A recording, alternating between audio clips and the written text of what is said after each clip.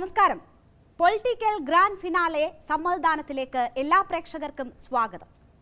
രാജ്യം അതിന്റെ ജനാധിപത്യ പ്രക്രിയ തുടങ്ങിക്കഴിഞ്ഞിരിക്കുന്നു. ജനങ്ങൾ അവരുടെ അവകാശം വിനിയോഗിച്ചു തുടങ്ങിയിരിക്കുന്നു. 7 ഘട്ടങ്ങളായുള്ള തെരഞ്ഞെടുപ്പിൽ ആദ്യ ഘട്ടം പൂർത്തിയായിരിക്കുന്നു. ജനങ്ങൾ അവരുടെ അവകാശം വിനിയോഗിക്കുമ്പോൾ രാജ്യം മൂന്നാമത്തെ വലിയ സാമ്പത്തിക ശക്തിയാകുമെന്ന അവകാശവാദവുമായാണ് BJP ഈ തെരഞ്ഞെടുപ്പിനെ നേരിടുന്നത്. 2047 രാജ്യം വികസിത രാഷ്ട്രമായി മാറും എന്ന വാഗ്ദാനവും മുന്നിലുണ്ട്. 10 വർഷം രാജ്യം ഭരിച്ച പാർട്ടിയുടെ അവകാശവാദങ്ങൾ ഇതാകുമ്പോൾ സാധാരണക്കാരുടെ ഇപ്പോഴത്തെ അവസ്ഥ എന്താണ്? സാധാരണക്കാർ ഈ തെരഞ്ഞെടുപ്പിൽ ആരെയാണ് പിന്തുണയ്ക്കാൻ പോകുന്നത്? രാജ്യത്ത് മറ്റ് രാഷ്ട്രീയ പാർട്ടികൾ സാധാരണക്കാരെ എങ്ങനെയാണ് കരുതുന്നത്? ഏറ്റവും അടിസ്ഥാന വർഗം ഇത്തവണ ആർക്കൊപ്പമായിരിക്കും? നമ്മൾ പരിശോധിക്കുന്നു.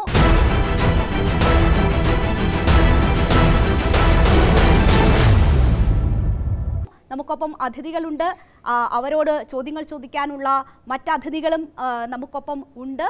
ആദ്യം നമ്മളുടെ അതിഥികൾ അവരുടെ രാഷ്ട്രീയ പാർട്ടികൾ എന്താണ് സാധാരണക്കാർക്ക് വേണ്ടി പുതുതായി വാഗ്ദാനം ചെയ്തിരിക്കുന്നത്, എന്താണ് ഇതുവരെ അവർ ചെയ്തിട്ടുള്ളത് എന്ന കാര്യങ്ങൾ വിശദീകരിക്കും. നമുക്കൊപ്പം ചേരുന്നത് കോൺഗ്രസിനെ പ്രതിനിധീകരിച്ച് ശ്രീ KS ഗോപകുമാറാണ്. BJP പ്രതിനിധീകരിച്ച് ജയരാജ് കൈമളാണ്. CPM പ്രതിനിധിയെ നമ്മൾ പ്രതീക്ഷിച്ചിരുന്നു, പക്ഷേ എത്തിപ്പെട്ടിട്ടില്ല ഇതുവരെ. നമുക്ക് തുടങ്ങാം. പൊളിറ്റിക്കൽ ഗ്രാൻഡ് ഫിനാലെ സമ്മതിദാനത്തിലേക്ക് സ്വാഗതം. ആദ്യം ശ്രീ KS ഗോപകുമാർ, 10 വർഷം ഭരിച്ച പാർട്ടി വെക്കുന്ന അവകാശവാദങ്ങൾ എന്തൊക്കെയാണ് എന്ന് ഞാൻ പറഞ്ഞു. രാജ്യം മൂന്നാമത് വലിയ സാമ്പത്തിക ശക്തിയാകും 3ാം ടേം കിട്ടിയാൽ എന്ന അവകാശവാദം അവർ മുന്നോട്ട് വെച്ചിട്ടുണ്ട്. എന്താണ് നിങ്ങൾക്ക് സാധാരണക്കാരോട് പറയാനുള്ളത്? ഞങ്ങൾക്ക് ഈ രാജ്യത്തെ 22 സമ്പന്നർ, ഈ രാജ്യത്തെ 22 സമ്പന്നരുടെ കയ്യിലിരിക്കുന്ന സ്വത്ത് എത്രയാണോ അതിന് ഈക്വലൻ്റ് ആയിട്ടുള്ള സ്വത്താണ് ഈ രാജ്യത്തെ 70 കോടി സാധാരണ ജനങ്ങളുടെ കയ്യിലിരിക്കുന്നത്. ഈ അനുപാതമാണ് ഇന്ന് BJP ഗവൺമെൻറ് സംസ്ഥാനത്ത് ഈ രാജ്യത്ത് അധികാരത്തിൽ വന്ന ഭാഗമായി ഈ രാജ്യത്തെ സാമ്പത്തിക രംഗത്ത് സാധാരണക്കാരുടെ കൈകളിൽ നിന്ന് 22ഓളം വരുന്ന സമ്പന്നരുടെ കൈകളിലേക്ക് ആസ്തി മുഴുവൻ മാറുന്ന അവസ്ഥ. ആ 22 പേർ നരേന്ദ്രമോദിയുടെ ചുറ്റും പല ബിസിനസ് ഏത് രാജ്യത്ത് സന്ദർശിക്കുമ്പോഴും ഏത് രാജ്യത്ത് ഏത് ബിസിനസ് പ്രോജക്റ്റ് ആരംഭിക്കുമ്പോഴും ആ പ്രോജക്റ്റിൻ്റെ പാർട്ടാവുന്ന കാര്യം, ആ പ്രോജക്റ്റിൻ്റെ പാർട്ടാവുന്ന കാര്യത്തിനകത്ത് ഞാൻ രാഷ്ട്രീയപരമായി ഒരു ആരോപണം ഉന്നയിക്കുന്നതല്ല. ദൃശ്യമാധ്യമങ്ങളിൽ കഴിഞ്ഞ കാലങ്ങൾ 10 വർഷക്കാലമുള്ള BJPയുടെ നരേന്ദ്രമോദി അടക്കമുള്ള ആളുകൾ യാത്ര ചെയ്യുമ്പോൾ ഏത് രാജ്യം സന്ദർശിക്കുമ്പോഴും ആ രാജ്യത്ത് ഏതെല്ലാം പദ്ധതികൾ ആരംഭിച്ചിട്ടുണ്ടോ ആ പദ്ധതികളിൽ കൂടെ സഹയാത്രികരായി ആരാണോ ആ പദ്ധതികൾക്ക് ഒപ്പിട്ടത് എന്നൊരു പരിശോധന ഒരു രാഷ്ട്രീയത്തിനതീതമായി ഒരു കൃത്യമായി ഗൂഗിളിലോ അല്ലെങ്കിൽ ഇതിൽ സെർച്ച് ചെയ്യുന്ന ആളുകൾക്ക് കിട്ടുന്ന കാര്യമാണ്. ഇത് എൻ്റെ വാഗ്ദതിയോ രാഷ്ട്രീയ വാഗ്ദതിയോ ഈ 22 സമ്പന്നർക്കാണ് മുഴുവൻ വീതിച്ച് കൊടുത്തതെന്ന്. പക്ഷേ രാജ്യത്തെ സാധാരണക്കാർ ഇന്നും സാധാരണക്കാരായി മാറിയിരിക്കുന്ന അവസ്ഥ. രാജ്യത്തെ ജനങ്ങൾക്ക് വേണ്ടിയിട്ട് ഇവിടെ ഞങ്ങൾക്ക് മുന്നോട്ട് വയ്ക്കുവാനുള്ളത് 10 വർഷക്കാലമായി നരേന്ദ്രമോദി ഗവൺമെൻറ് സാധാരണക്കാരെ മറന്ന് മുന്നോട്ട് പോകുന്ന അവസ്ഥയുണ്ടായി. അതിനു മുമ്പ് ഇന്ത്യ ഗവൺമെൻറ് ഭരിച്ചിരുന്ന ഇന്ത്യൻ നാഷണൽ കോൺഗ്രസ് നേതൃത്വം നൽകിയ ഗവൺമെൻറ്റുകൾ അവസാനമായി കൊണ്ടുവന്ന തൊഴിലുറപ്പ് പദ്ധതി, ഏറ്റവും ലാസ്റ്റ് ഗവൺമെൻറ് നരേന്ദ്രമോദി ഗവൺമെൻറ് മുന്നേ കൊണ്ട ഇന്ത്യൻ നാഷണൽ കോൺഗ്രസിൻ്റെ ഗവൺമെൻറ് കൊണ്ടുവന്ന തൊഴിലുറപ്പ് പദ്ധതി, ആ തൊഴിലുറപ്പ് പദ്ധതി മാത്രമാണ് ഇന്ന് ഈ രാജ്യത്ത് സാധാരണക്കാരന് ഒരു കൈത്താങ്ങായി നിൽക്കുന്ന പദ്ധതി. ആ സാധാരണക്കാരൻ ആ പദ്ധതി മുന്നോട്ട് വയ്ക്കുമ്പോൾ എന്തെല്ലാം പദ്ധതികൾ ആരോഗ്യ രംഗത്ത്, അതുപോലെ കാർഷിക രംഗത്ത്, വിദ്യാഭ്യാസ രംഗത്ത്, സമസ്ത മേഖലയിലും ഇന്ത്യൻ നാഷണൽ കോൺഗ്രസ് ഈ കഴിഞ്ഞ 10 വർഷക്കാലം മുമ്പ് ഇന്ത്യൻ നാഷണൽ കോൺഗ്രസ് ഭരിച്ചിരുന്ന കാലഘട്ടങ്ങളിൽ ഗവൺമെൻറ്റുകൾ വളരെ ആശാപരമായ രീതിയിൽ വളരെ കൃത്യതയോടുകൂടി നിർവഹിച്ച പദ്ധതികളാണ്. ഇത് ഞങ്ങൾ മുന്നോട്ട് വയ്ക്കുന്നത്. ഞങ്ങളെ സംബന്ധിച്ചിടത്തോളം ഈ 10 വർഷം കൊണ്ട് താറുമാറായ സാധാരണക്കാർ ജനതയെ തിരിച്ചു കൊണ്ടുവരിക. അൺഎംപ്ലോയ്മെൻറ്റ്, ഈ രാജ്യത്ത് തൊഴിലില്ലായ്മ രൂക്ഷമായിരിക്കുക. ഈ രാജ്യത്ത് തൊഴിലില്ലായ്മ രൂക്ഷമായിരിക്കുമ്പോൾ ഞങ്ങൾ മുന്നോട്ട് വയ്ക്കുന്നത് പഠിച്ചിറങ്ങുന്ന വിദ്യാർത്ഥികൾക്ക് അവർക്ക് 1 വർഷം അപ്രന്റീസ്ഷിപ്പ് ഫോർമാറ്റ്, ആ അപ്രന്റീസ്ഷിപ്പ് ഫോർമാറ്റിലൂടെ 1 ലക്ഷം രൂപ അവർക്ക് ഗവൺമെൻറ് നൽകുന്ന സ്ഥിതി. ദരിദ്രരായ അവരിലും ദരിദ്രരായ സാധാരണക്കാരായ വീട്ടമ്മമാർക്ക്, അവർ വീട്ടിനെ ആശ്രയമായി മാറുന്ന വീട്ടമ്മമാരാണ്. ആ വീട്ടമ്മമാർക്ക് കൈത്താങ് നൽകുക എന്നൊരു ഗവൺമെൻറ്റിൻ്റെ ഉത്തരവാദിത്തമാണ്. ആ ഉത്തരവാദിത്തം ഭാഗമായി ഞങ്ങൾ കൃത്യമായ രീതിയിൽ അവർക്ക് 8500 രൂപ പ്രതിമാസം കിട്ടുന്ന പദ്ധതി മുന്നോട്ട് വെച്ചിട്ടുണ്ട്. തൊഴിലുറപ്പ് പദ്ധതി 400 രൂപയായി വർദ്ധിപ്പിക്കുന്ന അതുപോലെ ഇൻഷുറൻസ് പാക്കേജുകൾ 25 ലക്ഷം രൂപ വരെ ആരോഗ്യരംഗത്ത് നിൽക്കുന്ന ആളുകൾക്കുള്ള 25 ലക്ഷം രൂപയുള്ള പാക്കേജുകൾ. അങ്ങനെ ഇന്ത്യൻ നാഷണൽ കോൺഗ്രസിൻ്റെ പ്രകടന പത്രിക ഒന്നൊന്നായി വിശദീകരിച്ച് കഴിഞ്ഞാൽ ആ പ്രകടന പത്രിക കൃത്യമായി അതിനകത്ത് ഞാൻ പറയുന്നു, അതിനകത്ത് ഒന്നും കൂടി ആവർത്തിക്കുന്നു, ഇത് പ്രകടന പത്രികയായി BJP കഴിഞ്ഞ 10 വർഷക്കാലം മുമ്പ് 2 ഗവൺമെൻറ്റുകൾ മുന്നോട്ട് വെച്ച പ്രകടന പത്രിക ഒന്നുപോലും സാധാരണക്കാർ നടപ്പിലാക്കാൻ കഴിയാത്തതുപോലെ അല്ല. വിവരാവകാശ നിയമമാണ് ശരി, തൊഴിലുറപ്പ് നദിയായി ആവിഷ്കരിച്ച ഗവൺമെൻറ്റാണ്. ചോദ്യങ്ങൾക്ക് മറുപടി നൽകാം. പ്രാഥമികമായി താങ്കൾ വിശദീകരിച്ചു. ശ്രീ ജയരാജ് കൈമൾ, മൂന്നാമത് വലിയ സാമ്പത്തിക ശക്തിയാക്കും രാജ്യത്തെ എന്ന് പറയുമ്പോൾ അടിസ്ഥാന വർഗത്തിന്റെ അവസ്ഥ എന്താണ് എന്ന് നമ്മൾ ആലോചിക്കണം. തൊഴിലില്ലായ്മയും വിലക്കയറ്റവുമാണ് ഏറ്റവും സാധാരണക്കാരായ ജനങ്ങൾ അഭിമുഖീകരിക്കുന്ന ഏറ്റവും വലിയ പ്രശ്നം. ഈ മൂന്നാം ടേം അവകാശപ്പെട്ട് തെരഞ്ഞെടുപ്പിനെ നേരിടുമ്പോൾ പ്രകടന പത്രികയിൽ അക്കാര്യങ്ങൾ കൃത്യമായി അഡ്രസ്സ് ചെയ്യുന്ന പോലുമില്ല. നോക്കൂ രേണുക, അങ്ങയുടെ ചോദ്യത്തിന് മറുപടി നൽകുന്നതിന് മുന്നേ ബഹുമാന്യനായ കോൺഗ്രസ് പ്രതിനിധി ശ്രീ ഗോപകുമാർ പറഞ്ഞ ചില കാര്യങ്ങൾക്ക് ഞാൻ മറുപടി പറയാതെ പോകുന്നത് ശരിയല്ല. ആദ്യം BJPയുടെ കാര്യങ്ങൾ വിശദീകരിച്ചതിന് ശേഷം അതിലേക്ക് വരാം. ആദ്യം അവിടെ പറഞ്ഞുകൊണ്ട് ഞങ്ങളുടെ കാര്യത്തിലേക്ക് കിടക്കാം, വിശദീകരണത്തിലേക്ക് കിടക്കാം എന്ന് എനിക്ക് തോന്നുന്നത്. ഒന്ന്, അദ്ദേഹം പറഞ്ഞ കാര്യങ്ങൾ രാജ്യത്തെ സമ്പത്ത് മുഴുവൻ കേവലം 20 പേരുടെ കയ്യിലാണ്. എനിക്കറിയില്ല എവിടെ നിന്നാണ് അദ്ദേഹത്തിന് ഈ ഡേറ്റ കിട്ടിയത് എന്നുള്ളത്. എന്തായാലും നമ്മുടെ നിലവിലത്തെ സാഹചര്യത്തിൽ പബ്ലിക് ഡൊമൈനിൽ അവൈലബിൾ ആയിട്ടുള്ള ഒരു ഡേറ്റയിലും അത് പറയുന്നില്ല. അങ്ങനെ ഒരു സംഭവം പുറത്തു വന്നിട്ടില്ല. പിന്നെ മറ്റൊന്ന്, അൺഎംപ്ലോയ്മെൻറ്റിനെ കുറിച്ച് അദ്ദേഹം സൂചിപ്പിച്ചു. ശരിയാണ്, അവരുടെ ഏറ്റവും സമുന്നതനായ നേതാവ് കഴിഞ്ഞ 10 കൊല്ലമായി അൺഎംപ്ലോയിഡ് ആയിട്ട് തന്നെ നിൽക്കുകയാണ്. ആ കുടുംബവും ഈ പറയുന്ന നെഹ്റു ഗാന്ധി ഫാമിലിയും അൺഎംപ്ലോയിഡ് ആണ് എന്നുള്ളത് നമുക്ക് എല്ലാവർക്കും അറിയാം. അവർ ഈ പറയുന്നവർ വളരെ എന്താ പറയുക അതിരൂക്ഷമായ തൊഴിലില്ലായ്മ ആ കുടുംബം നേരിടുന്നുണ്ട്. ഇന്ത്യ ഏറ്റവും കൂടുതൽ കാലം ഭരിച്ച ഒരു രാഷ്ട്രീയ പാർട്ടിയുടെ പ്രതിനിധിയാണ് ശ്രീ ഗോപകുമാർ എന്ന് പറയുന്ന ആൾ. എന്നിട്ട് അദ്ദേഹം ഉന്നയിക്കുന്ന കാര്യങ്ങൾ കേവലം 10 വർഷം മാത്രം ഈ രാജ്യത്തിൻ്റെ ഭരണം കൈയാളിയ ഒരു രാഷ്ട്രീയ പാർട്ടിക്ക് അല്ലെങ്കിൽ ആ പാർട്ടിയുടെ നേതാവിനെതിരെ ആരോപണങ്ങളുടെ ശരം തൊടുത്തു വിടുകയാണ്. ഇത് കാണുന്ന പ്രേക്ഷകർക്ക് തീരുമാനിക്കാവുന്നതേ ഉള്ളൂ. നോക്കൂ, സാധാരണക്കാരനെ ഉന്നം വെച്ചുകൊണ്ട് തന്നെയാണ് ഭാരതീയ ജനതാ പാർട്ടിയുടെ ഓരോ പദ്ധതിയും മുന്നോട്ട് പോകുന്നത്. അന്ത്യോദയ എന്ന ഞങ്ങളുടെ കൺസെപ്റ്റിൽ ഊന്നി നിന്നുകൊണ്ട്, ഞങ്ങളുടെ ആശയത്തിൽ ഊന്നി നിന്നുകൊണ്ട് തന്നെയാണ് ഞങ്ങൾ ഈ രാജ്യം കഴിഞ്ഞ 10 കൊല്ലം ഭരിച്ചിരിക്കുന്നത്. നോക്കൂ, ഈ കഴിഞ്ഞ 10 കൊല്ലം കൊണ്ട് ഏകദേശം 25 കോടി ആളുകളെ ഞങ്ങൾക്ക് ദാരിദ്ര്യത്തിൽ നിന്ന് മുക്തരാക്കാൻ സാധിച്ചിട്ടുണ്ട്. ഇത് കേവലം BJPയുടെ അവകാശവാദമല്ല. ഈ പറയുന്ന UN ഉൾപ്പെടെയുള്ള ഏജൻസികളിൽ വളരെ കൃത്യമായ കണക്കുകളിലൂടെ അവർ ഈ രാജ്യത്തിന് മുന്നിൽ വച്ച കാര്യമാണ്. നോക്കൂ, 2000 മുതൽ നമുക്കെല്ലാവർക്കും അറിയാം, കഴിഞ്ഞ 3 കൊല്ലത്തിൽ ഏറെയായി, കൃത്യമായി പറഞ്ഞാൽ കഴിഞ്ഞ 4 കൊല്ലമായിട്ട് സൗജന്യ ഭക്ഷ്യധാന്യങ്ങൾ ഈ രാജ്യത്തെ 80 കോടി ആളുകളിലേക്ക് എത്തിക്കാൻ ഞങ്ങൾക്ക് കഴിയുന്നു, ഈ സർക്കാരിന് കഴിയുന്നു. അതൊരു ചെറിയ കാര്യമല്ല. ലോകത്തിലെ തന്നെ ഏറ്റവും വലിയ ഒരു സബ്സിഡൈസ്ഡ് പ്രോഗ്രാമാണ് ഇപ്പോൾ നടന്നുകൊണ്ടിരിക്കുന്നത്. 51 കോടിയിലധികം സാധാരണക്കാർക്ക് ജൻധൻ അക്കൗണ്ടുകൾ, ഇവിടെ എൻ്റെ മുന്നിൽ കുറച്ച് വിദ്യാർത്ഥികൾ ഇരിക്കുന്നുണ്ട്, അതുകൊണ്ട് ഞാൻ പറയുകയാണ്. നിങ്ങൾ നോക്കൂ, 51 കോടി ആളുകൾക്ക് ഈ സർക്കാർ അധികാരത്തിൽ വന്ന് 2014 നരേന്ദ്രമോദി എന്ന പ്രധാനമന്ത്രി അധികാരത്തിൽ വന്നതിന് ശേഷം മാത്രമാണ് ഒരു ബാങ്ക് അക്കൗണ്ട് എന്ന്, വളരെ പ്രാഥമികമായിട്ടുള്ള കാര്യമാണ്, ഒരു ബാങ്ക് അക്കൗണ്ട് എന്നുള്ള ഒരു കാര്യം ഈ രാജ്യത്ത് അവർക്ക് കൊടുക്കാൻ സാധിച്ചിരിക്കുന്നത്. അപ്പോൾ നമ്മൾ ചിന്തിക്കേണ്ടത്, ഇതിന് മുന്നേ ഭാരതം ഭരിച്ചിരുന്ന കോൺഗ്രസ് പാർട്ടി, പ്രധാനമായും ഇന്ത്യൻ നാഷണൽ കോൺഗ്രസും അതിൻ്റെ സഖ്യകക്ഷികൾ, ഞാനിപ്പോൾ ഇടതുപക്ഷത്തിൻ്റെ പ്രതിനിധി ഇല്ലാത്തതുകൊണ്ട് ഞാൻ അവരെ കുറ്റപ്പെടുത്താൻ ഈ ചർച്ചയിൽ ആഗ്രഹിക്കുന്നില്ല. അവർ എന്താണ് ചെയ്തത്? അടിസ്ഥാനപരമായ സൗകര്യം ഈ രാജ്യത്തെ ജനങ്ങൾക്ക് അവർക്ക് ഒരുക്കി കൊടുക്കാൻ സാധിച്ചിട്ടുണ്ടോ? ഞങ്ങൾക്ക് 11 കോടി ശൗചാലയങ്ങൾ ഞങ്ങൾക്ക് നിർമ്മിക്കേണ്ടി വന്നിട്ടുണ്ടെങ്കിൽ, ഭാരതീയ ജനതാ പാർട്ടിക്ക് നിർമ്മിക്കേണ്ടി വന്നിട്ടുണ്ടെങ്കിൽ, അല്ലെങ്കിൽ ഞങ്ങൾ പ്രദാനം ചെയ്യുന്ന സർക്കാരിന് നിർമ്മിക്കേണ്ടി വന്നിട്ടുണ്ടെങ്കിൽ, നമ്മൾ ഈ സംസാരിക്കുന്ന കാലഘട്ടം കൂടെ നമ്മൾ ചിന്തിക്കണം. 2024 ഇരുന്നു കൊണ്ടാണ് ഞാൻ 11 കോടി ശൗചാലയത്തെക്കുറിച്ച് പറയുന്നത്. അപ്പോൾ ഈ കാലഘട്ടത്തിൽ രാജ്യം ഭരിച്ച 47 മുതൽ ഈ 2014 വരെ രാജ്യം ഭരിച്ച രാഷ്ട്രീയ പാർട്ടി, അല്ലെങ്കിൽ അതിൽ പ്രബലമായ ഭരണം കൈയാളിയ പാർട്ടി എന്ന രീതിയിൽ കോൺഗ്രസിന് എന്തുകൊണ്ട് ഒരു സാധാരണ മനുഷ്യൻ്റെ ഏറ്റവും അടിസ്ഥാനപരമായിട്ടുള്ള ഒരു ടോയ്ലറ്റ് ഫെസിലിറ്റി അല്ലെങ്കിൽ ശൗചാലയം നിർമ്മിച്ചു കൊടുക്കാൻ അവർക്ക് സാധിക്കുന്നില്ല? നിങ്ങൾ മറ്റൊരു കാര്യം കൂടെ നോക്കുക, ഏകദേശം 12 കോടിയിലധികം ആളുകൾക്കാണ് സൗജന്യമായി ഗ്യാസ് കണക്ഷൻ ഈ സർക്കാരിന് എത്തിച്ചു കൊടുക്കാൻ സാധിച്ചത്. ഒരു ചെറിയ കാര്യമല്ല. നോക്കൂ, ഈ രാജ്യത്തെ ഏറ്റവും സാധാരണക്കാരായ ജനങ്ങൾ, പ്രത്യേകിച്ച് വീട്ടമ്മമാർ, സ്ത്രീകൾ, അവർ ഈ പറഞ്ഞതുപോലെ കിലോമീറ്ററുകളോളം നടന്ന് ഈ പറയുന്ന വിറകുള്ളികളും അതുപോലെ തന്നെ കോളും കൽക്കരിയും ശേഖരിച്ച് തങ്ങളുടെ വീട്ടിൽ വന്ന് ഭക്ഷണം പാകം ചെയ്യുന്ന ഒരവസ്ഥയിൽ നിന്ന് മാറി ഇന്ന് ഓരോ വീട്ടിലേക്കും ഗ്യാസ് എത്തിച്ചു കൊടുക്കാൻ ഈ സർക്കാരിന് സാധിച്ചു. ശേഷം അവർക്കത് റീഫിൽ ചെയ്യാൻ കഴിയുന്നുണ്ടോ, ഉപയോഗിക്കാൻ കഴിയുന്നുണ്ടോ എന്നൊരു എന്നൊരു ചോദ്യം അല്ല, കൂടി ഗ്യാസ് റീഫില്ല് ചെയ്യാൻ പറ്റുന്ന ആളുകൾക്ക് റീഫിൽ ചെയ്യാൻ സാധിക്കുന്നുണ്ട്. കാര്യം രാജ്യത്തിൻ്റെ പർച്ചേസിംഗ് പവർ പാരിറ്റി നിങ്ങൾ കഴിഞ്ഞ UPയുടെ കാലഘട്ടത്തിലെയും BJP ഭരണത്തിൻ്റെ കാലഘട്ടത്തിലും ആളുകളുടെ പർച്ചേസിംഗ് പവർ പാരിറ്റി നിങ്ങൾ നോക്കിക്കഴിഞ്ഞാൽ നിങ്ങൾക്ക് കൃത്യമായിട്ട് സാധിക്കും. അതിലുണ്ടായ മാറ്റം ആളുകൾക്ക് ഗ്യാസ് വാങ്ങാൻ സാധിക്കുന്നുണ്ട്. അതുകൊണ്ടാണല്ലോ ഇത്രയേറെ സിലിണ്ടറുകൾ വിറ്റഴിക്കപ്പെടുന്നത്. മറ്റൊരു കാര്യം ഏറ്റവും പ്രധാനമായി എനിക്ക് തോന്നിയിട്ടുള്ളത്, നോക്കൂ, കഴിഞ്ഞ UPA സർക്കാർ, ആ സർക്കാരിനൊരു പ്രത്യേകതയുണ്ട്. പ്രത്യേകിച്ച് 2004 മുതൽ 2014 ആ കാലഘട്ടത്തിൽ രാജ്യം ഭരിച്ച UPA സർക്കാർ ഈ പറയുന്ന ഭൂമിയിലും പാതാളത്തിലും അതുപോലെ തന്നെ ആകാശത്തും ഒരുപോലെ അഴിമതി നടത്താൻ സാധിക്കും എന്ന് ഇന്ത്യയിലെ ജനങ്ങൾക്ക് കാണിച്ചു തന്ന ഒരു സർക്കാരാണ്. ഇന്ത്യക്ക് മാത്രമല്ല ലോകത്തിലും കാണിച്ചു തന്ന ഒരു സർക്കാരാണ്. നമ്മൾ ഈ പറയുന്ന കോൾ അഴിമതി കണ്ടു, 2G അഴിമതി കണ്ടു. ഇതിലൊക്കെ എത്ര പൂജ്യമുണ്ട്? 2,74,000 കോടി രൂപയാണ്. അതിലൊക്കെ എത്ര പൂജ്യമുണ്ട് എന്നുള്ളത് നമ്മൾ എന്താ പറയുന്നത് മണിക്കൂറുകളോളം ഇരുന്ന് എണ്ണേണ്ടി വരുന്ന ഒരു സാഹചര്യമുണ്ട്. അവിടെ നിന്ന് മാറി കഴിഞ്ഞ 10 വർഷത്തിനിടയിൽ ശ്രീമാൻ നരേന്ദ്രമോദി നേതൃത്വം നൽകുന്ന ഭാരതീയ ജനതാ പാർട്ടിയുടെ സർക്കാരിനെതിരെ ഒരു ആരോപണമെങ്കിലും ഇവർക്ക് കൊണ്ടുവരാനോ അത് ഏതെങ്കിലും ഒരു ഫ്ലോറിൽ തെളിയിക്കാനോ ഇവർക്ക് സാധിച്ചിട്ടുണ്ടോ? സാധിച്ചിട്ടില്ല എന്ന് നമുക്ക് എല്ലാവർക്കും വളരെ സുതാര്യമാണ്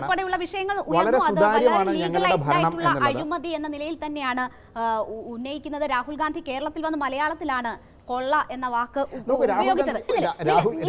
പ്രാഥമികമായി താങ്കൾ കാര്യങ്ങൾ വിശദീകരിച്ചല്ലോ. നമ്മൾ ഇത് ഏകപക്ഷീയമായ ഒരു ചർച്ചയല്ല ഉദ്ദേശിക്കുന്നത്. നമ്മളുടെ അതിഥികളായി എത്തിയിട്ടുള്ള ആളുകൾക്ക് തന്നെ നിങ്ങളോട് ചോദ്യങ്ങൾ ചോദിക്കാനുള്ള അവസരം കൂടി വേണം. അപ്പോൾ രണ്ട് പാർട്ടികളും അവരുടെ അവകാശവാദങ്ങൾ മുന്നോട്ട് വെച്ചിട്ടുണ്ട്. എങ്ങനെയാണ് നോക്കിക്കാണുന്നത്? ഏറ്റവും അടിസ്ഥാന വർഗം അവർ നേരിടുന്ന പ്രധാന പ്രശ്നങ്ങൾ എങ്ങനെയാണ്? എന്താണ് ആദ്യം ചോദിക്കാനുള്ളത്? പേര് പറഞ്ഞിട്ട് ചോദിച്ചോളൂ. എൻ്റെ പേര് പി സ്റ്റെല്ലസ് എന്നാണ്. ഞാൻ പൊതുപ്രവർത്തകനാണ്. ഇവിടെ കോൺഗ്രസ് പ്രതിനിധിയും ഭാരതീയ ജനതാ പാർട്ടിയുടെ പ്രതിനിധിയൊക്കെ സാധാരണക്കാർക്ക് വേണ്ടിയാണ് ഭരിക്കുന്നു എന്നും അവരുടെ വിഷയങ്ങളാണ് കൂടുതൽ ഊന്നൽ നൽകുന്നതെന്നൊക്കെ പറഞ്ഞു. ഇവിടെ ഏറ്റവും ഒരു LDFൻ്റെ പ്രതിനിധി ഇവിടെ ഇതിനകത്ത് വരണമായിരുന്നു. എങ്കിൽ മാത്രമേ ഇതിനകത്ത് നമുക്ക് കേരളത്തിൻ്റെ വിഷയങ്ങൾ, ഭരിക്കുന്ന സംസ്ഥാന സർക്കാരിൻ്റെ വിഷയങ്ങളിലൂടെ ഇതിനകത്ത് കൂട്ടി ചേർക്കാനുണ്ടായിരുന്നു. പക്ഷേ അതൊരു ഇല്ലാത്തത് വലിയൊരു പോരായ്മ തന്നെയാണ്.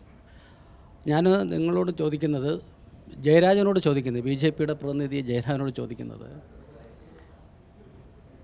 കേന്ദ്ര സർക്കാർ രണ്ട് തവണയായി ഇവിടെ ഭരിക്കുന്നത്. മൂന്നാമത്തെ തവണ നിങ്ങൾ തന്നെ 400 സീറ്റിൽ വന്നു കഴിഞ്ഞാൽ ഇന്ത്യയുടെ ഭരണഘടന തന്നെ മാറ്റുമെന്ന് പറഞ്ഞു. അത് തന്നെ ഞങ്ങൾക്ക് ഭീഷണിയാണ്. പിന്നെ നിങ്ങൾ അധികാരത്തിൽ വീണ്ടും വന്നാൽ നിങ്ങൾ എന്താ പറയുന്നത്? ഞങ്ങൾക്ക് ആശങ്കയുണ്ട്, മതേതരത്വം തകർക്കപ്പെടും. അത് കോൺഗ്രസിനോട് ഞങ്ങൾ ചോദിക്കുന്നത് തന്നെയാണ്. വർഗീയത പറഞ്ഞാണ് മുന്നണികൾ വോട്ട് പിടിക്കുന്നത്. പക്ഷേ കേരളത്തിൽ ഇന്ത്യയിൽ ജനാധിപത്യം വേണം, മതേതരത്വം കാത്തു സൂക്ഷിക്കണം. സാധാരണക്കാരെ നിങ്ങൾ എന്ത് ജനങ്ങൾ ചെയ്യുന്നു? ഞാനിപ്പോൾ തന്നെ പറഞ്ഞുതരാം. കേന്ദ്ര സർക്കാരിൻ്റെയും കേരള സർക്കാരിൻ്റെയും വിഹിതമിട്ടാണ് പെൻഷൻ കൊടുക്കുന്നത്. ഓരോ ചോദ്യങ്ങളായി നമുക്ക് അഡ്രസ് ചെയ്ത് പോകാം.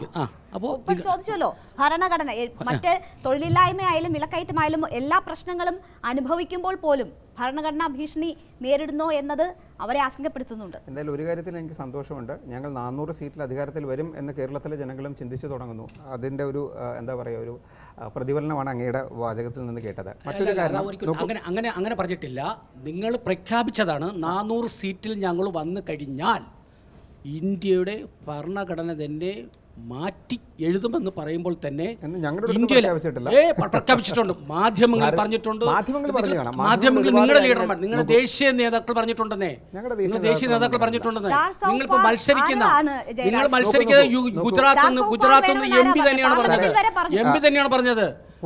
ഇവിടെ ജനാധിപത്യം തകർക്കപ്പെടും, മതേതരത്വം തകർക്കപ്പെടും, ഇവിടെ പാകിസ്ഥാൻ ആവർത്തിക്കപ്പെടും. അത് ഞാൻ കോൺഗ്രസിനോടും പറയുകയാണ്. അങ്ങ് പറഞ്ഞപ്പോൾ ഞാൻ ഇടയ്ക്ക് കയറി പറയാത്തത് BJPയുടെയും 400 സീറ്റ് വരുമെന്ന് പറഞ്ഞപ്പോഴാണ്. ഞാൻ 400 സീറ്റ് വരുമെന്ന് പറഞ്ഞിട്ടില്ല, നിങ്ങളാണ് പറഞ്ഞത്. അപ്പോൾ അങ്ങ് പറയുന്നതിൽ ഒരു തവണ പോലും ഞാൻ ഇടപെടാതിരുന്നത് ഞങ്ങൾ പ്രതിദാനം ചെയ്യുന്ന രാഷ്ട്രീയത്തിൻ്റെ ജനാധിപത്യമാണ് ആ കാണിക്കുന്നത്, വേറൊന്നും കൊണ്ടല്ല. ഈ പറഞ്ഞ 400 സീറ്റുകളിലൂടെ ഞങ്ങൾ അധികാരത്തിൽ വരുമെന്ന് ഞങ്ങളുടെ തെരഞ്ഞെടുപ്പ് മുദ്രാവാക്യമാണ്. 400 സീറ്റിൽ അധികാരത്തിൽ വന്നു കഴിഞ്ഞാൽ ഭരണഘടന ഞങ്ങൾ മാറ്റുമെന്നാണ് അങ്ങ് പറഞ്ഞത്. അങ്ങനെ ഞങ്ങൾ ഒരിടത്തും പറഞ്ഞിട്ടില്ല, ഞങ്ങളുടെ ഒരു നേതാവും അങ്ങനെ പറഞ്ഞിട്ടില്ല. പറഞ്ഞ എം പിക്ക് സീറ്റ് കിട്ടിയിട്ടുണ്ടോ എന്ന് കൂടെ നോക്കിയാൽ മതി. അതാണ് പാർട്ടി.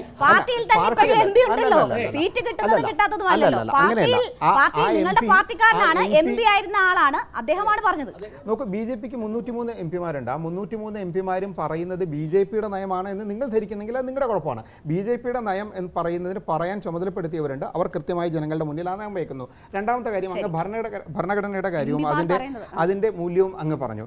നോക്കൂ, ഈ ഭരണഘടനയെ പിച്ച് ചീന്തിയ സമയത്ത് ഇന്ദിരാഗാന്ധിയുടെ കാലഘട്ടത്തിൽ അത് സംരക്ഷിക്കാനായിട്ട് അടിയന്തരാവസ്ഥയ്ക്കെതിരെ പടപൊരുതിയത് ശ്രീ അടൽ ബിഹാരി വാജ്പേയിയും ശ്രീ LK അദ്വാനിയും ഇന്ന് നിങ്ങൾ ഈ കാണുന്ന ഇന്ത്യയുടെ പ്രധാനമന്ത്രിയായ ശ്രീ നരേന്ദ്രമോദിയും ഒക്കെയാണ്. ഞങ്ങൾ ഒരിക്കൽ പോലും ഭരണഘടനയെ മാറ്റാനോ അല്ലെങ്കിൽ ഭരണഘടനയിലുള്ള അതിൻ്റെ അന്തസത്തെ അല്ലെങ്കിൽ മൂല്യങ്ങളെ എടുത്തു കളയാനോ ഞങ്ങൾ നിർന്നിട്ടില്ല. പക്ഷേ ഈ പറയുന്ന ഇന്ദിരാഗാന്ധിയുടെ കാലഘട്ടത്തിൽ അല്ലെങ്കിൽ കോൺഗ്രസ് എന്താണ് ചെയ്തത്? അടിയന്തരാവസ്ഥ പ്രഖ്യാപിച്ചുകൊണ്ട് ഭരണഘടനയുടെ അന്തസത്തെ തന്നെ മാറ്റുന്ന രീതിയിൽ അവർ പ്രവർത്തിച്ചു. അവർക്ക് വേണ്ട രീതിയിൽ ഈ പറയുന്നത് പോലെ ഭരണഘടനയിൽ വലിയ മാറ്റങ്ങൾ അവരുണ്ടാക്കിക്കൊണ്ടുവന്നു. അത് നെഹ്റുവിൻ്റെ കാലഘട്ടം മുതൽ നിങ്ങൾ നോക്കൂ, ഭരണഘടനയിൽ ഒരു സിസ്റ്റമാറ്റിക് ആയിട്ട് ക്രമാനുഗതമായി അവർ ഈ പറയുന്ന ഇന്ത്യൻ ഭരണഘടനയെ എന്താ പറയുക തകർത്തുകൊണ്ടിരിക്കുന്ന ഒരു കാഴ്ച നിങ്ങൾക്ക് കാണാൻ സാധിക്കും. ഇപ്പോൾ ഞാനും നിങ്ങളും ഇരുന്ന് ഈ സംസാരിക്കുന്നത് പോലെ ഇന്ന് നമുക്ക് ഈ സംസാരിക്കാൻ സാധിക്കുന്നത് 1975 ആ കിരാതമായ എമർജൻസിക്കെതിരെ ഈ പറയുന്ന ഇന്ദിരാഗാന്ധിയുടെ നടപടിക്കെതിരെ ഞങ്ങളുടെ മുൻഗാമികളായിട്ടുള്ള നേതാക്കൾ അല്ലെങ്കിൽ ഞങ്ങളുടെ പൂർവ്വസൂരികൾ നടത്തിയ സമരത്തിൻ്റെ അടിസ്ഥാനത്തിലാണ്. അന്ന് ഈ പറയുന്ന ഈ പറയുന്ന AK ആൻ്റണിയും അല്ലെങ്കിൽ കേരളത്തിൽ അന്ന് ഭരണത്തിലുണ്ടായിരുന്ന ഇടതുപക്ഷത്തിൻ്റെ ഭാഗമായിരുന്ന മുഖ്യമന്ത്രിയായിരുന്ന C അച്യുതമേനോനുമൊക്കെ ഇന്ദിരാഗാന്ധിക്ക് സ്തുതിപാടി നടക്കുന്ന ഒരു സമയമായിരുന്നു. അന്ന് ഇതിനെ പൂർണ്ണമായി എതിർത്തതും ഈ പറയുന്ന ഇന്ത്യയിലെ ജനാധിപത്യത്തെ പുനഃസ്ഥാപിക്കാനായിട്ട് 21ഓളം മാസം ജയിലിൽ കടന്നതും ഭാരതീയ ജനസംഘത്തിൻ്റെ, അന്ന് ജനതാ പാർട്ടിയില്ല, അതുകൊണ്ട് ഭാരതീയ ജനസംഘത്തിൻ്റെ നേതാക്കളായിരുന്നു. അപ്പോൾ ഒരിക്കലും ഭരണഘടനയെ മാറ്റുക അല്ലെങ്കിൽ ഭരണഘടനയെ പൂർണ്ണമായി തള്ളിക്കൊണ്ട് അല്ലെങ്കിൽ നിരാകരിച്ചുകൊണ്ട് മുന്നോട്ട് പോകുക എന്നുള്ളത് BJPയുടെ നയമേ അല്ല. സ്വാഭാവികമായിട്ട് കേരളത്തിലെ നിക്ഷിപ്ത താല്പര്യക്കാരായ ഒരു പക്ഷം മാധ്യമങ്ങളും അതുപോലെ തന്നെ ഈ കോൺഗ്രസ് പാർട്ടിയുമാണ് ഇതിനെക്കുറിച്ച് പറയുന്നത്. നോക്കൂ, അടിയന്തരാവസ്ഥ കാലത്ത് ഞാൻ അതെടുത്ത് തന്നെ പറയുന്നു, ഇന്ത്യൻ ഭരണഘടന അല്ലെങ്കിൽ ഇന്ത്യൻ ജനാധിപത്യം നേരിട്ട ഏറ്റവും വലിയ അതിക്രമം എന്ന് പറയുന്നത് അടിയന്തരാവസ്ഥയാണ്. ആ അടിയന്തരാവസ്ഥയെ ചെറുത്ത് തോൽപ്പിക്കാൻ ഇന്ത്യയിലെ ജനതയ്ക്ക് സാധിച്ചിട്ടുണ്ടെങ്കിൽ, അവരോടൊപ്പം നിൽക്കാൻ അന്നത്തെ ജനസംഘത്തിനും അല്ലെങ്കിൽ ഇന്നത്തെ ഭാരതീയ ജനതാ പാർട്ടിക്ക് സാധിച്ചിട്ടുണ്ടെങ്കിൽ ഈ നാട്ടിലെ ജനങ്ങൾക്കറിയാം ആരാണ് ഭരണഘടനയോടൊപ്പം നിൽക്കുന്നത്, ഭരണഘടന സംരക്ഷിക്കാൻ വേണ്ടി ആരാണ് നിൽക്കുന്നത് എന്ന് ഈ നാട്ടിലെ ജനങ്ങൾക്കറിയാം. അതുകൊണ്ട് തന്നെയാണ് 2014 ഞങ്ങളുടെ ഭൂരിപക്ഷവും 2019 ഞങ്ങളുടെ ഭൂരിപക്ഷവും നിങ്ങൾ നോക്കിയാൽ മതി. അപ്പോൾ ഇതിൽ നിന്ന് തന്നെ വളരെ വ്യക്തമാണ്, ഇതിൽ കൂടുതൽ ഭൂരിപക്ഷത്തിൽ നരേന്ദ്രമോദി സർക്കാർ അധികാരത്തിൽ വരും എന്നുള്ള കാര്യത്തിൽ 2024 യാതൊരു തർക്കവും. അക്കാര്യത്തിൽ ഇവിടെ കോൺഗ്രസിന്റെ പ്രതിനിധി ഇപ്പോൾ അപ്രഖ്യാപിത അടിയന്തരാവസ്ഥ എന്നതാണ് പൊതുവെ ഉയരുന്ന കാര്യം അല്ലെങ്കിൽ വിമർശനം, പൊതുവെ ഉയരുന്ന വിമർശനം. ഇപ്പോൾ താങ്കളുടെ പാർട്ടിയെ ചൂണ്ടിയുള്ള കാര്യങ്ങൾ ജയരാജ് കൈമൾ സൂചിപ്പിക്കുകയുണ്ടായി. അപ്പോഴും നിങ്ങൾ ഹിന്ദുത്വയെ മൃദുഹിന്ദുത്വം ഉപയോഗിച്ചാണ് നേരിടുന്നത് എന്നത് കൂടി കാണണം, അത്തരം വിമർശനങ്ങൾ കൂടി കാണാൻ ഇപ്പോൾ CPM പ്രതിനിധി ഉൾപ്പെടെ ഇല്ല. അപ്പോൾ അങ്ങനെയുള്ള വിമർശനങ്ങൾ CPMൻ്റെ ഭാഗത്തു നിന്ന് വരെ കോൺഗ്രസിനെതിരെ ഉയരുന്നുണ്ട്. ഞാൻ ഒരു വലിയ തമാശ കേട്ട് ഇരിക്കുക, അതിപ്പോൾ ഞങ്ങൾ പൊതുസമൂഹത്തിനും കേട്ടുകൊണ്ടിരിക്കുക. ഈ ഭാരതത്തിന് സ്വാതന്ത്ര്യം കിട്ടിയത് 2014. അന്ന് മുതലാണ് കുട്ടികൾ പഠിച്ചു തുടങ്ങിയത്. അന്നുകൊണ്ടാണ് കുട്ടികൾ ഭക്ഷണം കഴിക്കുന്നത് ഏത് കഴിക്കണമെന്ന്, അന്നുകൊണ്ടാണ് ആളുകൾ ഏത് സ്ഥലത്ത് ജോലിക്ക് പോകണമെന്ന് തീരുമാനിക്കുന്നത്.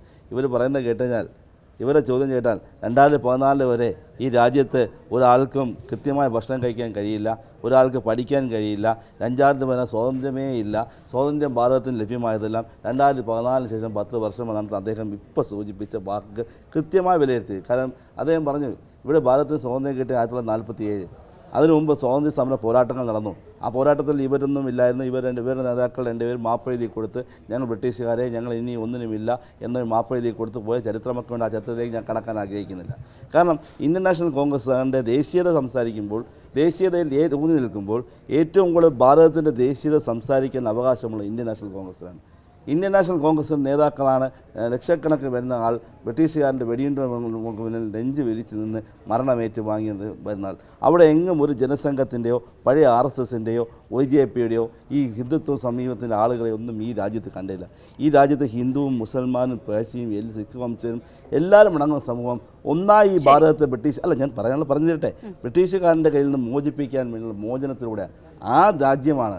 ഇവിടെ വിദ്യാഭ്യാസം രംഗത്ത് നിരവധി ആളുകൾ മറ്റ് രാജ്യങ്ങൾ നോക്കുമ്പോൾ വിദ്യാഭ്യാസ രംഗത്ത്, ശാസ്ത്ര രംഗത്ത്, സാമൂഹിക രംഗത്ത്, സാംസ്കാരിക എല്ലാ രംഗത്തും ഒന്നാം ശ്രേണിയിലേക്ക് ഭാരതം പോയിട്ടുണ്ടെങ്കിൽ അതിന് അടിസ്ഥാനമിട്ടതിനകത്ത് ഈ അദ്ദേഹം പറഞ്ഞതുപോലെ എല്ലാം 14 വർഷത്തിന് ശേഷം, ഈ കഴിഞ്ഞ 10 വർഷത്തിന് ശേഷം 2014 എന്ന് പറയുന്ന ഒന്നുകൂടി ഇദ്ദേഹം കൂടെ പറഞ്ഞു പോയി. നേരത്തെ താങ്കൾ ചോദിച്ച ചോദ്യത്തിന് ഉത്തരം ഞാനത് ഇടപെടേണ്ടത്. ഇവിടെ ആളുകൾക്ക് എത്രയോ വീട്ടമ്മമാർക്ക് ഗ്യാസ് കൊടുത്തു, ഒന്ന് പറയാൻ കഴിയുമോ?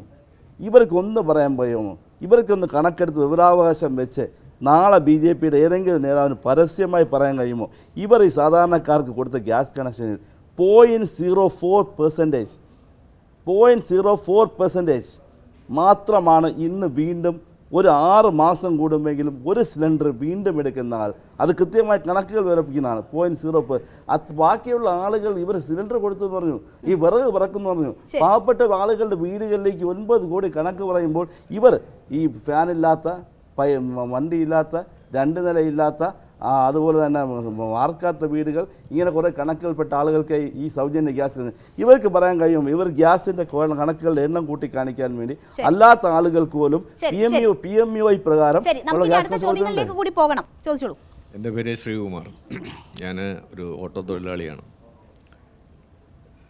BJPയുടെ പ്രതിനിധി നേരത്തെ പറഞ്ഞു ഈ ദാരിദ്ര്യത്തെ മതിൽ കെട്ടിത്തിരിച്ച ഒരു ഗവൺമെൻറ്റാണ് 25 കോടി ദാരിദ്ര്യം മാറ്റിയെന്ന് പറഞ്ഞത്. അതുപോലെ ബാങ്ക് അക്കൗണ്ടുകളുടെ കാര്യത്തിൽ നിങ്ങളെല്ലാം ബാങ്ക് അക്കൗണ്ടുകൾ തുറക്കും, അതിനകത്ത് ലക്ഷങ്ങൾ വരും എന്ന് പ്രഖ്യാപിച്ച നേതാക്കളാണ്. എന്നാര് പറഞ്ഞു സാർ? 15 ലക്ഷം അത് പൂർത്തിയാക്കിപ്പോ അന്ന് ആര് പറഞ്ഞു? BJPയുടെ ഏത് നേതാവ് പറഞ്ഞു 15 ലക്ഷം നിങ്ങളുടെ ബാങ്ക് അക്കൗണ്ടിലേക്ക് വരുമെന്ന് ആര് പറഞ്ഞു? ഞാനൊരു വീഡിയോ ക്ലിപ്പ് തരാം. സാക്ഷാൽ ഇന്ത്യയുടെ പ്രധാനമന്ത്രി പറയുന്ന വീഡിയോ ക്ലിപ്പ് ഞാൻ തരാം. ഈ പറയുന്ന KPCC ഓഫീസിൽ നിന്നും AKG സെന്ററിൽ നിന്നും കഴിഞ്ഞ 5-6 കൊല്ലമായി ഇറങ്ങുന്ന ഇത്തരം ക്യാപ്സ്യൂളുകളുമായി വസ്തുതാപരമായി നിങ്ങൾക്ക് ഉരുണ്ട് കളിച്ചിട്ട് കാര്യമില്ല. നിങ്ങൾ ഉരുണ്ട് കളിച്ചിട്ട് കാര്യമില്ല. കേരളത്തിലെ അഭ്യാസവിദ്യരായ കൊച്ചു കുഞ്ഞുങ്ങൾക്ക് പോലും നിങ്ങളുടെ പ്രധാനമന്ത്രിയായ മോഡിയുടെ ഭാഗത്തുനിന്നും BJP നേതാക്കൾ ഈ 15 ലക്ഷം രൂപ കിട്ടുമെന്ന് പ്രഖ്യാപനം നടത്തി കൃത്യമായ ദൃശ്യ മാധ്യമങ്ങളിലും എല്ലാ മാധ്യമങ്ങളും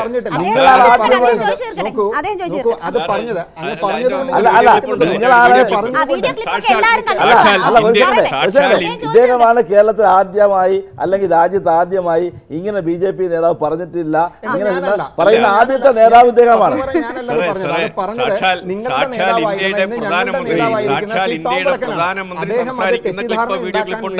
ഈ പറയുന്ന ദേശീയ മാധ്യമങ്ങളിൽ അത് എത്തിച്ചു നൽകുകയെന്നും അദ്ദേഹം കൊടുത്ത ദേശീയ മാധ്യമങ്ങൾക്ക് തന്നെ BJPക്കാരാണല്ലോ, ഞങ്ങളല്ലോ.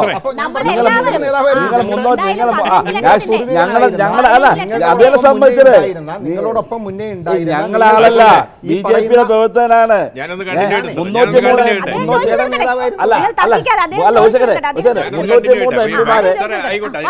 ക്ലാരിഫൈ ചെയ്യാം. ഈ ബാങ്ക് അക്കൗണ്ടുകൾ തുറക്കാൻ പറഞ്ഞല്ലോ, അതിനകത്ത് ക്യാഷ് പറഞ്ഞോ ആയിരിക്കും ചെയ്യട്ടെ. സാധാരണക്കാരെ 0 ബാലൻസ് തുറക്കാൻ പറഞ്ഞു. ഈ ഇന്ത്യയിലെ ഏറെക്കുറെ എല്ലാവരും ഒരുമാതിരി അക്ഷരാഭ്യാസമുള്ളവരെല്ലാവരും ഈ ബാങ്ക് അവിടെ നിന്ന് തുടങ്ങി. സാറ് പറഞ്ഞല്ലോ ഗ്യാസിൻ്റെ എണ്ണവും കണക്കും പറഞ്ഞല്ലോ. ഈ ഗ്യാസിൻ്റെ സബ്സിഡി എത്ര കാലം കൊടുത്തു സാറേ? ആ സബ്സിഡി ഇന്ന് വരുന്നുണ്ടോ? അത് സാധാരണക്കാരന് കിട്ടുന്നില്ലല്ലോ. കോവിഡിന്റെ മറവിൽ പോയ സബ്സിഡിയെ കുറിച്ചാണ് ചോദ്യം. ആ സബ്സിഡി ഇന്ന് വരുന്നില്ല. സാധാരണക്കാരന് ചിന്തിക്കാൻ പോലും ഇന്ന് കഴിയാത്ത അവസ്ഥയിലേക്ക് മാറി. അതുപോലെ മറ്റൊരു കാര്യം കൂടി ചോദിച്ചോട്ടെ. നിങ്ങൾ അധികാരത്തിൽ വരുമ്പോൾ ഗ്യാസിൻ്റെ വില കുറയ്ക്കുമെന്നാണ് പറഞ്ഞത്. അന്ന് നിങ്ങൾ അധികാരത്തിൽ 2014 അധികാരത്തിൽ വരുമ്പോൾ ഗ്യാസിന് 400 രൂപയിൽ താഴെ മാത്രമേ 426 വിലയുണ്ടായിരുന്നുള്ളൂ.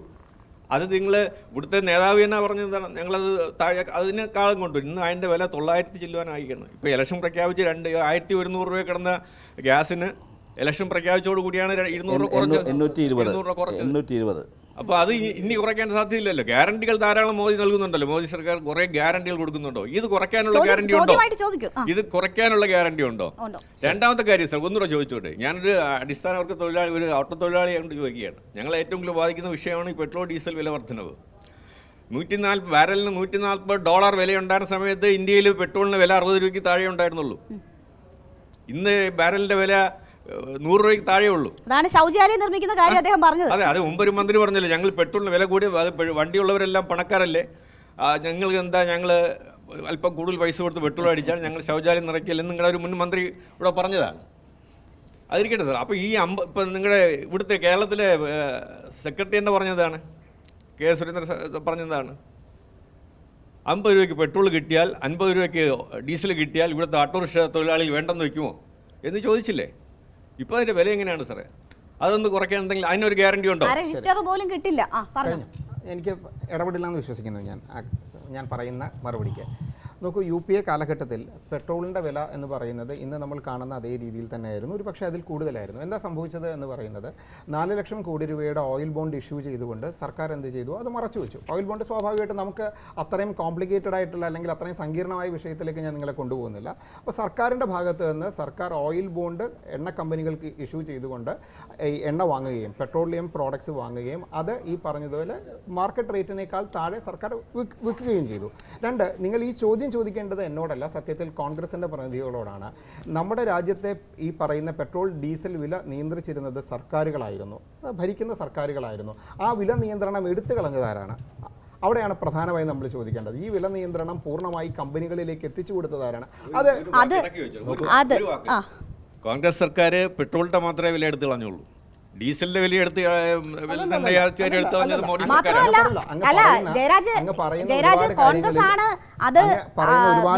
അധികാരം കമ്പനികൾക്ക് കൊടുത്തെങ്കിലും ഇലക്ഷന് മുമ്പ് കുറയും. ഇലക്ഷന് മുമ്പ് കുറയുന്നത് എങ്ങനെയാണ്? നോക്കൂ രേണുക, സർക്കാരുകൾ എന്ന് പറയുന്നത് തുടർച്ചയാണ്. ഇപ്പൊ ഈ പറഞ്ഞത് അത് കോൺഗ്രസ് സർക്കാർ ആയിക്കോട്ടെ, BJP സർക്കാർ ആയിക്കോട്ടെ, അതൊരു തുടർച്ചയാണ്. ഒരു സർക്കാർ എടുത്ത ഒരു നയപരമായ തീരുമാനത്തിൽ നിന്ന് മറ്റൊരു സർക്കാരിന് പുറകിലോട്ട് പോകാൻ സാധിക്കില്ല. അത് രാജ്യത്തിന്റെ ക്രെഡിബിലിറ്റി അല്ലെങ്കിൽ രാജ്യത്തിന്റെ ക്രെഡിബിലിറ്റിയെ ബാധിക്കുന്ന ഒരു ഇഷ്യൂ ആയതുകൊണ്ട് ആർക്കും പുറകിലോട്ട് പോകാൻ പറ്റുന്നില്ല. അപ്പോൾ ഈ വിലനിർണ്ണയ അധികാരം പൂർണ്ണമായി എണ്ണ കമ്പനികളിലേക്ക് എത്തിച്ചു കൊടുത്തവരാണ് കോൺഗ്രസ് ആണ്. രണ്ട്, ഞാൻ ആദ്യം സൂചിപ്പിച്ച ഓയിൽ ബോണ്ടിലേക്ക് തന്നെ വീണ്ടും വരാം. ഈ ഓയിൽ ബോണ്ട് കഴിഞ്ഞ 10 കൊല്ലം കൊണ്ട് ഏകദേശം 2,80,000 കോടി രൂപയുടെ ഓയിൽ ബോണ്ട് തിരിച്ചടയ്ക്കാൻ ഈ സർക്കാരിന് സാധിച്ചിട്ടുണ്ട്. ഞാൻ പൂർണ്ണമായി സാധിച്ചു എന്ന് പറയുന്നില്ല. 10 കൊല്ലം കൊണ്ട് കോൺഗ്രസ് ഇഷ്യൂ ചെയ്ത 4 ലക്ഷം കോടിയുടെ ഓയിൽ ബോണ്ടിൽ ഏകദേശം 2,40,000 കോടിയോളം തിരിച്ചടയ്ക്കാൻ നരേന്ദ്രമോദി സർക്കാരിന് സാധിച്ചിട്ടുണ്ട്. ഇനിയും അതിൻ്റെ ബാക്കിയുണ്ട്. നോക്കൂ, ഇവർ പ്രതിദാനം ചെയ്യുന്ന അല്ലെങ്കിൽ കോൺഗ്രസ് മുന്നോട്ട് വെക്കുന്ന ആശയം അല്ലെങ്കിൽ ഇവർ ഈ പറയുന്ന പല കാര്യങ്ങളും ഫ്രീ ബീസിൻ്റെ അടിസ്ഥാനത്തിലാണ്. അതിപ്പോൾ നിങ്ങൾക്ക് വളരെ കൃത്യമായിട്ട് അറിയാം. അവർ ഭരിക്കുന്ന പല സംസ്ഥാനങ്ങളിൽ അവർ തൊട്ട് മുന്നേ നടന്ന കർണാടക തെരഞ്ഞെടുപ്പിൽ അവർ പറഞ്ഞത്, ഞങ്ങൾ അധികാരത്തിൽ വന്നു കഴിഞ്ഞാൽ എല്ലാവർക്കും 200 യൂണിറ്റ് വൈദ്യുതി സൗജന്യമായി നൽകും. ഇന്ന് കർണാടകത്തിൽ അവർ വെള്ളം കുടിക്കുകയാണ്. കാര്യം ഈ പറഞ്ഞതൊന്നും അവർക്ക് പാലിക്കാൻ സാധിക്കുന്നില്ല. അപ്പോൾ ഇത്തരം പൊള്ളയായ ന്യായങ്ങളിലൂടെ അവരുടെ മാനിഫെസ്റ്റോയിൽ അവർ പറയുന്ന, അവരുടെ പ്രകടന പത്രികയിൽ അവർ പറയുന്ന പെട്രോൾ വെറുതെ കൊടുക്കണമെന്നൊന്നും അല്ല ജയരാജ് പറഞ്ഞത്. വില നിർണ്ണയ അധികാരം എടുത്തു കൊടുക്കുമ്പോൾ പെട്രോൾ വില അന്താരാഷ്ട്ര വിപണിയിൽ കൂടുമ്പോൾ കൂടാനും കുറയുമ്പോൾ കുറയാനുമുള്ള സംവിധാനം പറഞ്ഞിരുന്നല്ലോ. എന്തുകൊണ്ടാണ് എണ്ണ വില അന്താരാഷ്ട്ര വിപണിയിൽ കുറയുമ്പോൾ ഇവിടെ കുറയാത്തത്? അത്തരം ഒരു സാഹചര്യം ഇവിടെ ഉണ്ട്, ഇല്ലാന്ന് പറയുന്നില്ല. മറ്റൊരു പ്രധാന കാര്യം, അതിൽ ഈ ഓയിൽ ബോണ്ട് പൂർണ്ണമായും കൊടുക്കാൻ ഈ സർക്കാർ ബാധ്യസ്ഥരാണ്. ഇന്ന് ഭരണത്തിലിരിക്കുന്ന പിണറായി വിജയൻ സർക്കാർ എന്താ പറയുക, എടുത്ത കടങ്ങൾ നാളെ അധികാരത്തിൽ വരുന്ന ഒരു സർക്കാരിന് ഞങ്ങളല്ല ഈ കടം എടുത്തത്, അതുകൊണ്ട് ഞങ്ങൾക്ക് കൊടുക്കാൻ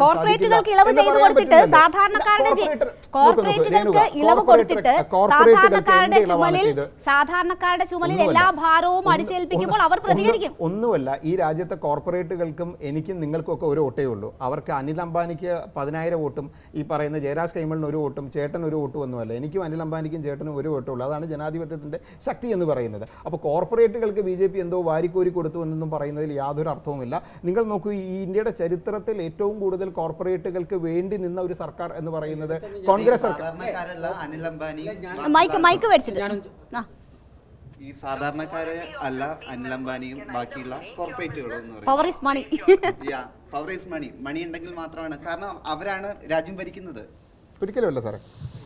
ആണ് അവിടെ താങ്കൾ നിർത്തി കഴിഞ്ഞാൽ ഞാൻ തുടങ്ങാം. കഴിഞ്ഞല്ലോ, ശരി. നിങ്ങൾ പറഞ്ഞു പവർ ഈസ് മണി എന്ന് പറഞ്ഞത് അല്ലേ? 30 കൊല്ലം മുന്നേ ഇന്നത്തെ ഇന്ത്യയുടെ പ്രധാനമന്ത്രി ആരായിരുന്നു നിങ്ങൾക്കറിയോ? 30 കൊല്ലം മുന്നേ 20 കൊല്ലം മുന്നേ അദ്ദേഹം മുഖ്യമന്ത്രിയായിരുന്നു.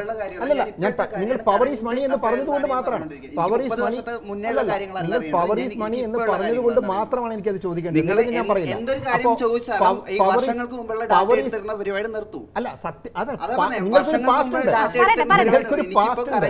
ആ പാസ്റ്റിൽ നിന്ന് മാത്രമേ നിങ്ങൾക്ക് പ്രസന്റിൽ സംസാരിക്കാൻ പറ്റത്തുള്ളൂ. 30 കൊല്ലം മുന്നേ ചേട്ടാ ഒരു സെക്കൻഡ് ഒരാളെ പൂർത്തിയാക്കാൻ അനുവദിക്കാം. അങ്ങ് ജനാധിപത്യത്തെ കുറിച്ച് വാദോരാതെ സംസാരിച്ചിട്ട് ഒരാൾ സംസാരിക്കുന്നതിന് മറുപടി പറയാനുള്ള സഹിഷ്ണുത പോലും അങ്ങ് കാണിക്കുന്നില്ല. ആയിക്കോട്ടെ, അല്ല ഞാൻ പറയുന്നതാണോ വിഡിത്തം, അങ്ങ് പറയുന്നത് ഞാൻ പറയുന്നതാണോ വിഡിത്തം, അങ്ങ് പറയുന്നതാണോ വിഡിത്തം എന്ന് കേൾക്കുന്ന ജനം വിചാരിക്കും. അത് കേൾക്കുന്ന ജനം വിചാരിക്കും അത് CPM-ന്റെയും കോൺഗ്രസിന്റെയും അച്ചാരം വാങ്ങിക്കൊണ്ടുവന്ന് പേടിപ്പിക്കാമെന്നാണ് ഉദ്ദേശിക്കുന്നതെങ്കിൽ അത് കയ്യിൽ വെച്ചാൽ മതി. അത് വേണ്ട. അല്ലല്ല, അദാനി അംബാനിയൊക്കെ ചേട്ടൻ്റെ കയ്യിൽ വെച്ചാൽ മതി. അദാനി അംബാനിയൊക്കെ കുറെ കേൾക്കുന്നുണ്ട് ഞങ്ങൾ കേരളത്തിൽ. അത് പോട്ടെ, അങ്ങ് ചോദിച്ച ചോദ്യത്തിന് ഞാൻ മറുപടി നൽകാം.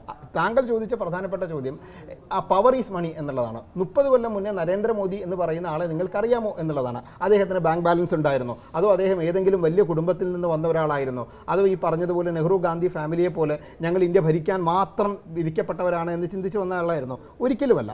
നോക്കൂ, ഈ രാജ്യത്തെ സാധാരണക്കാരിൽ സാധാരണക്കാരനായ ഒരു മനുഷ്യനും അവൻ്റെ പ്രവൃത്തിയിലൂടെ ഈ രാജ്യത്തെ ഏറ്റവും ഉന്നതമായ പദവിയിൽ എത്താൻ സാധിക്കും എന്ന് കാണിച്ചു കൊടുത്തത് ഭാരതീയ ജനതാ പാർട്ടിയാണ്.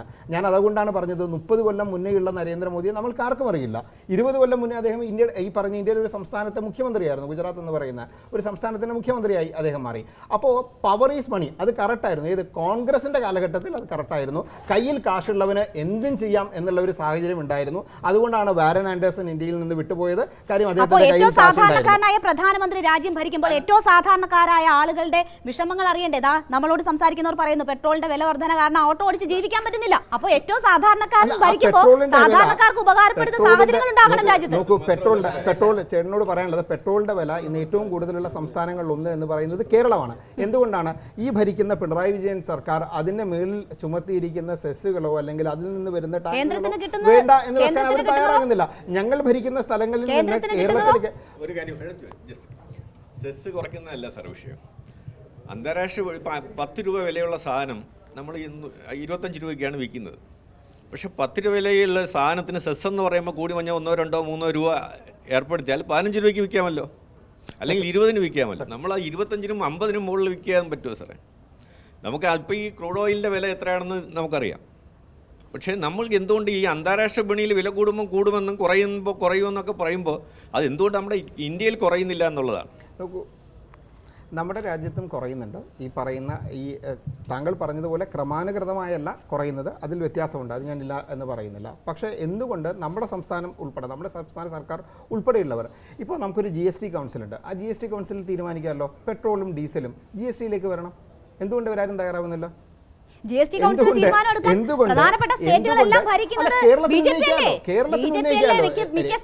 കേരളത്തിൽ ഉന്നയിക്കാലോ ഈ പറയുന്ന ഇടതുപക്ഷം.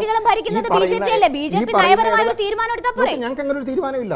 നിങ്ങൾ പറഞ്ഞാൽ ഞങ്ങൾക്ക് ഭാരതീയ ജനതാ പാർട്ടിക്ക് അങ്ങനെ ഒരു തീരുമാനമില്ല. ഈ പറയുന്ന പോലെ പെട്രോളും എന്താ പറയുക ഗ്യാസുമൊക്കെ GSTയിലേക്ക് കൊണ്ടുവരണം എന്ന് ഞങ്ങൾ ഔദ്യോഗികമായ ഒരു തീരുമാനം എടുത്തിട്ടില്ല. ഇല്ലാത്തൊരു തീരുമാനത്തിന് പോലും നമുക്ക് ചർച്ച ചെയ്യാൻ പറ്റില്ലല്ലോ. പക്ഷേ ഈ പൊള്ളത്തരം ഇവിടെ പറയുന്ന കോൺഗ്രസും CPM-ഉം എന്തുകൊണ്ട് ഇത്തരം ഒരു ആവശ്യം GST കൗൺസിൽ ഉന്നയിക്കുന്നില്ല? നിങ്ങൾക്ക് GST കൗൺസിൽ ഈ വിഷയം പറയാമല്ലോ. ചർച്ച ചെയ്യുന്നതിലെ ഒരു 15 മിനിറ്റ് കഴിഞ്ഞു.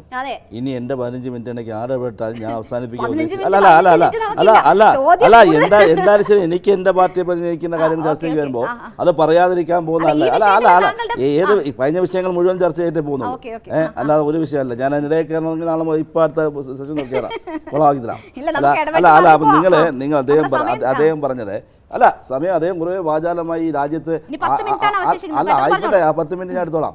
ഈ രാജ്യത്ത് പെട്രോൾ ബോണ്ട് എന്താ വിഡിത്തോ പറയുന്നത്? എന്താ വിഡിത്തങ്ങൾ എഴുന്നള്ളിക്കുന്നത്? നിങ്ങൾ ഞാൻ ചർച്ച ഞാൻ ഇടപെട്ടല്ലോ, അത് മാന്യതല്ലേ? ചർച്ചയ്ക്കുള്ള മാന്യത ഉണ്ടല്ലോ. നിങ്ങൾ പൊട്ടത്തരങ്ങൾ മൊത്തം വിളിച്ച് വിളമ്പുമ്പോൾ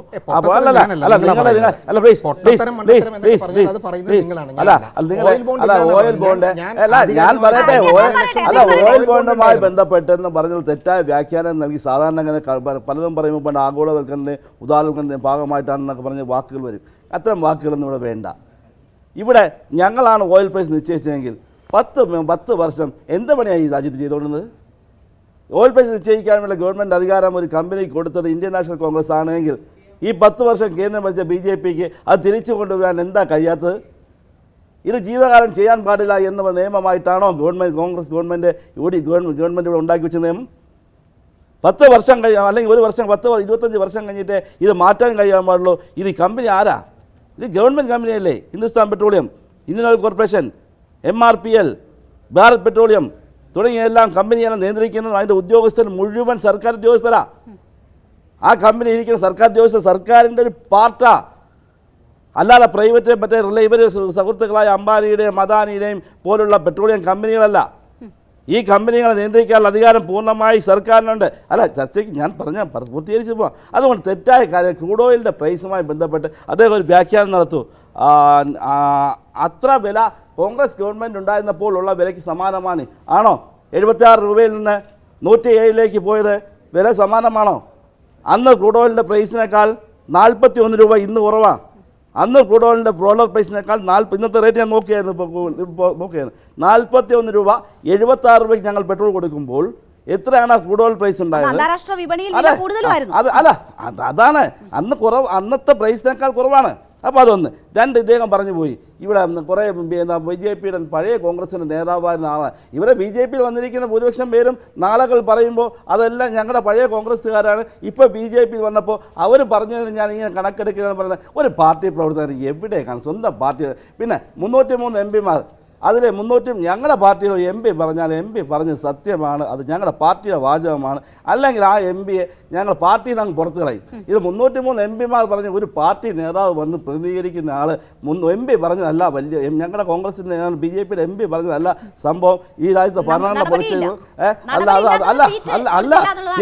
അതല്ല കാര്യം. ഈ രാജ്യത്ത് MP പറഞ്ഞതൊന്നും ബാധകമല്ല. പിന്നെന്താ MP വോട്ട് പിടിക്കുന്നത്? അവിടെ നിൽക്കട്ടെ, സാധാരണക്കാരൻ്റെ വിഷയമാണ് ഇവിടെ പ്രധാനം. അത് രേണുക പറഞ്ഞതും തുടക്കത്തിൽ തന്നെ സാധാരണക്കാരന്റെ വിഷയമാണ് ഇവിടെ ഉന്നയിച്ച് ചോദ്യങ്ങൾ ചോദിച്ചത്. മത്സ്യത്തൊഴിലാളി മേഖലയെ കൂടി പ്രതിനിധീകരിക്കുന്ന വ്യക്തിയാണ് ആളാണ്. ഞാനൊന്ന് ചോദിച്ചോട്ടെ, 2000 കോടി രൂപയുടെ വിദേശ നാണയം ഉണ്ടാക്കി കൊടുക്കുന്ന ഒരു മത്സ്യത്തൊഴിലാളി സമൂഹമാണ് ഇന്ത്യയിലുള്ളത്. പ്രത്യേകിച്ച് കേരളത്തിൽ ധാരാളം മത്സ്യബന്ധനം നടത്തി വിദേശ നാണയം ഉണ്ടാക്കി കൊടുക്കുന്ന ഒരു സമൂഹം. ആ മത്സ്യത്തൊഴിലാളി മേഖലയിൽ മണ്ണെണ്ണ കേന്ദ്ര സർക്കാരാണ് കൊടുക്കുന്നത്. ഒരു 2004 ഇവിടെ ആന്റണി മുഖ്യമന്ത്രിയായിരുന്ന സമയത്ത് 1050 കിലോ ലിറ്റർ മണ്ണെണ്ണ കൊടുത്തുകൊണ്ടിരുന്നു. കൊടുത്തുകൊണ്ടിരുന്നു. ഇപ്പോൾ എത്ര ലിറ്റർ മണ്ണെണ്ണ തരുന്നത്? ഇപ്പോൾ നിങ്ങൾ 400 കിലോ ലിറ്റർ മണ്ണെണ്ണ മാത്രമാണ്. അതും പ്രത്യേകിച്ച് മത്സ്യത്തൊഴിലാളിക്കില്ല, റേഷൻ കടകളിലാണ് അത് കൊടുക്കുന്നത്. അതിൽ നിന്നും ആണ് തിരിച്ച് മണ്ണെണ്ണ മത്സ്യബന്ധനത്തിൽ കുറച്ച് കൊടുക്കുന്നത്. പല പ്രാവശ്യവും മത്സ്യത്തൊഴിലാളികൾ നിവേദനം ഉൾപ്പെടെ ഞാൻ ഉൾപ്പെടെ പ്രധാനമന്ത്രിക്ക് നിവേദനം നൽകിയിട്ടുള്ള ഒരാളാണ്. യാതൊരു ഇടപെടലും ഇല്ല. ഒരു ഇടപെടലും ഇല്ല. പറഞ്ഞോളൂ സാറ് പറഞ്ഞതിലേക്ക് ഞാൻ ആദ്യം വരാം. നമ്മളെ ഇപ്പോൾ സ്വാതന്ത്ര്യം നേരിട്ട് ഇത്ര കാലമായില്ലേ, ആരാണ് ആദ്യമായ ഒരു മിനിസ്ട്രി? ഞാൻ പറഞ്ഞു ഇപ്പോഴും പഴയ 1947 കഥയാ. 1947 കഥ പറയുന്നു. എന്റെ പൊന്നെ, അങ്ങനെ പറയരുത് പ്ലീസ് പ്ലീസ്. ഇപ്പോഴും നടക്കുന്ന കാര്യങ്ങൾ ഇപ്പോഴും ഞാൻ പറഞ്ഞത്. ഇപ്പോഴും ഞാൻ പറഞ്ഞു ജയരാജ് പ്ലീസ് ജയരാജ്, ഞാൻ ചോദിച്ച ചോദ്യത്തിന് മറുപടി. ഇപ്പോൾ ലൈവായി ദുരിതം അനുഭവിക്കുന്ന ഒരു അസംഘടിത സമൂഹം, നിർധനരായ മത്സ്യത്തൊഴിലാളി സമൂഹം കേരളത്തിലെ, ആ ചോദ്യത്തിനാണ് നിങ്ങൾ ആൻസർ ചെയ്യേണ്ടത്. ഞാൻ ചോദിച്ച ചോദ്യത്തിനാണ് തരേണ്ട ആൻസർ. അല്ല നിങ്ങൾ ഈ പറയുന്നത് 47 ഇന്ത്യ ഭരിച്ചവരിടും EMS ജനാധിപത്യമായി തെരഞ്ഞെടുക്കപ്പെട്ട ആ സമയത്തുള്ള ചരിത്രങ്ങളൊന്നുമല്ല പറയേണ്ടത്. ഇപ്പൊ പറയുന്നത് ഇപ്പൊ രണ്ട് തവണ എന്റെ പാർട്ടിയുടെ നിലപാട് പറയാനാണ് ഞാൻ വന്നിരിക്കുന്നത്. സാറിന് ഇഷ്ടമുള്ളത് ഞാൻ പറയണമെന്ന് വാദിച്ചു കഴിഞ്ഞാൽ അത് നടക്കില്ല. ആദ്യമായിട്ട് മത്സ്യത്തൊഴിലാളി മേഖലയ്ക്ക് വേണ്ടി മാത്രമായി ആദ്യമായി ഒരു മന്ത്രാലയം ഉണ്ടാക്കിയത് ശ്രീ നരേന്ദ്രമോദി സർക്കാരാണ്. അതിനായിട്ട് ഏകദേശം 2000 കോടി രൂപ അദ്ദേഹം മാറ്റിവെച്ചിട്ടുണ്ട്. അപ്പോൾ ഞാൻ ഈ പിന്നിലോട്ട് പോകുമ്പോൾ നിങ്ങൾക്ക് ഉണ്ടാകുന്ന അസ്വസ്ഥത നിങ്ങളുടെ മനസ്സിലെ ആ ഒരു കോൺഗ്രസ് ടൈമിൽ നിന്നുണ്ടാകുന്നതായിരിക്കും. എനിക്കതിൽ ഒരിക്കലുമില്ല പാർട്ടി എന്നെ സംബന്ധിച്ച് ഒരു പ്രൊട്ടക്ഷൻ അല്ല. ഈ 2000 കോടി രൂപയുടെ ഇംപ്ലിമെന്റേഷൻ, ഈ 2000 കോടി രൂപയും ഈ വകുപ്പ് ഉണ്ടാക്കിയിട്ട് അത് 1 രൂപ അദ്ദേഹം ചോദിച്ച 1200 ലിറ്റർ മണ്ണെണ്ണ കൊടുത്തോണ്ടടുത്ത് 400 600 വ്യതിയാനം കൊടുക്കാൻ ഈ വകുപ്പിന് കഴിഞ്ഞോ? ഈ 2000 കോടി കഴിഞ്ഞോ? 2000 കോടി ഉണ്ടാക്കി നിങ്ങൾ വകുപ്പ് ഉണ്ടാക്കി. നിങ്ങൾക്കൊരു മന്ത്രി വിലസൊന്നോ നിങ്ങൾക്ക് മന്ത്രിയെ മറ്റു സംസ്ഥാനങ്ങളിലും കേരളത്തിലും നോക്കുമ്പോൾ നിങ്ങൾ വിവേചനം കാണിക്കുന്നു. ഞാൻ ചോദിച്ചോട്ടെ, വടക്കേ ഇന്ത്യ മേഖലകളിൽ മത്സ്യബന്ധനത്തിന് ഞാൻ ചോദിച്ചോട്ടെ, മത്സ്യബന്ധന മേഖലയ്ക്ക് നിങ്ങൾ 1 ലിറ്റർ മണ്ണെണ്ണയ്ക്ക് 20 രൂപയും 30 രൂപയുമാണ്. പക്ഷേ ഇവിടെ നമ്മൾ 80 രൂപ കൊടുത്ത് വാങ്ങേണ്ട ഒരു ഗതികേടാണ് കേരളത്തിൽ മത്സ്യത്തൊഴിലാളി സമൂഹത്തിന് ഉണ്ടാക്കിക്കൊണ്ടിരിക്കുന്നത്. അതേപോലെ ബോട്ട് ഓണേഴ്സിൻ്റെ, ഞാനും ബോട്ട് ഓണേഴ്സിൻ്റെ പ്രതിനിധിയാണ്, ബോട്ട് ഓണേഴ്സിൻ്റെ പ്രതിനിധി കൂടെയാണ്. പക്ഷേ ബോട്ട് ഓണേഴ്സിനും ഇപ്പോഴും ഡീസൽ വാങ്ങുന്നതിന് സബ്സിഡി ഇല്ല. നിങ്ങളുടെ പ്രഖ്യാപനങ്ങൾ മഴ ചൊരിയുന്നത് പോലെയായിരുന്നു.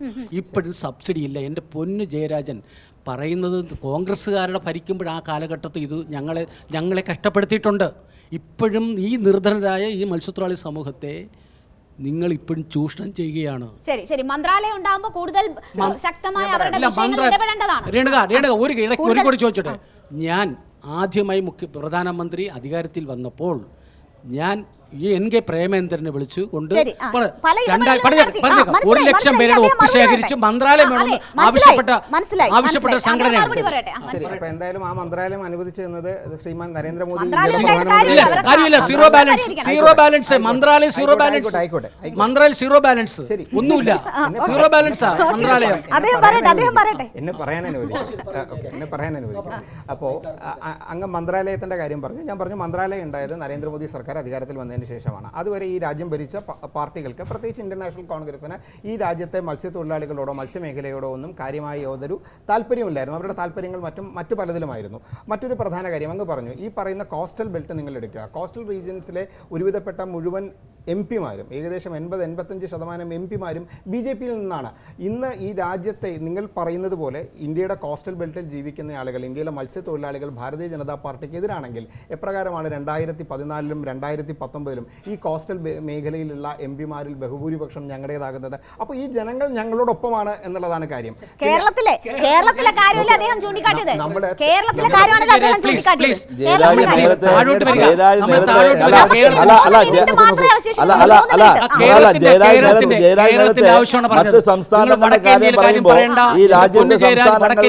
ചോദ്യം ചോദിച്ച് കേരളത്തിലെ നിർധനരായ മത്സ്യത്തൊഴിലാളി സമൂഹത്തിന്റെ അവസ്ഥയെ കുറിച്ചാണ്, ജീവിത സാഹചര്യത്തെ കുറിച്ചാണ് ഞാൻ പറഞ്ഞത്. ജീവിത സാഹചര്യത്തെ കുറിച്ചാണ് ഞാൻ പറഞ്ഞത്. കേരളത്തിലെ മത്സ്യത്തൊഴിലാളി മേഖലയിൽ കാര്യമായ ഇടപെടൽ നടത്താൻ ഈ ഇടതുപക്ഷത്തിനും ഈ പറയുന്ന കോൺഗ്രസിനും സാധിച്ചിട്ടില്ല. ഞങ്ങൾ കേരളത്തിൽ അധികാരത്തിലില്ല, നിങ്ങൾ അതെങ്കിലും മനസ്സിലാക്കുക.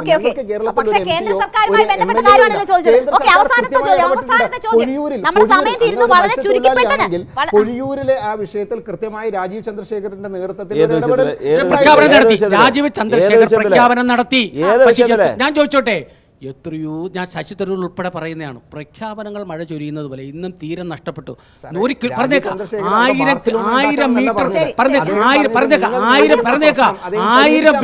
1000 മീറ്റർ തീരം ഉണ്ടായിരുന്നിടത്ത് ഇപ്പോൾ തീരവും കടലും തമ്മിൽ 5 മീറ്റർ വ്യത്യാസമുള്ളൂ. നിങ്ങളെപ്പോലെ ആളുകൾ വാഗ്ദാനങ്ങൾ ചെയ്ത് അശാസ്ത്രീയമായ കല്ലെടുക്ക് മൂലം തീരമില്ലാത്ത ചോദിക്കേണ്ടത്, കഴിഞ്ഞ 60 കൊല്ലത്തിലേറെ കേരളം ഭരിച്ച മാറി ഭരിച്ച വലത് മുന്നണികളോടാണ്, ഞങ്ങളോടല്ല. ഞങ്ങൾ ഈ പറഞ്ഞതുപോലെ കേരളത്തിൽ കേവലം ഒരു MP-യോ അല്ലെങ്കിൽ ഈ പറയുന്ന ഒരു MLA നിലവിലില്ലാത്ത ഒരു രാഷ്ട്രീയ പ്രസ്ഥാനമാണ്.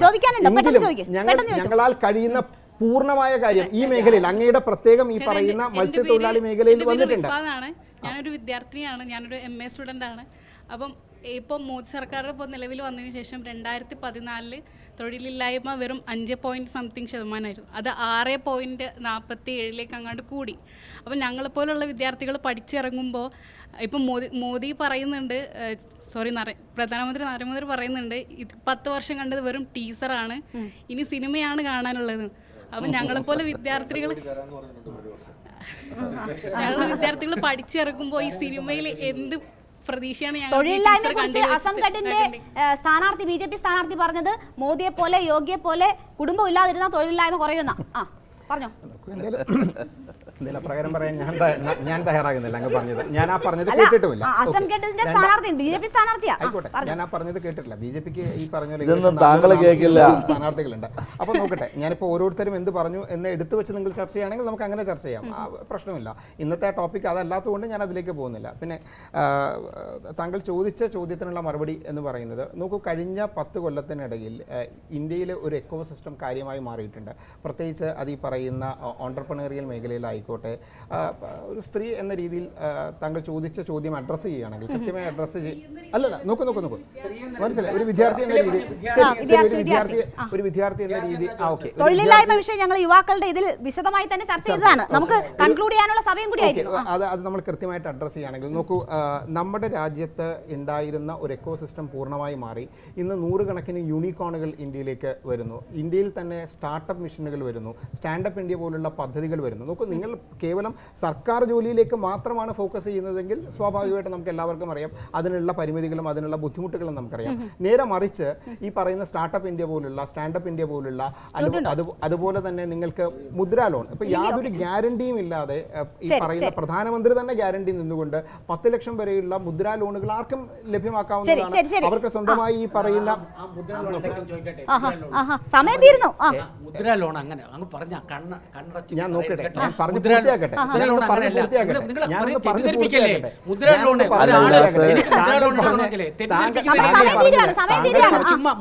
ചുമ്മാ കൊടുക്കുന്നല്ലോ.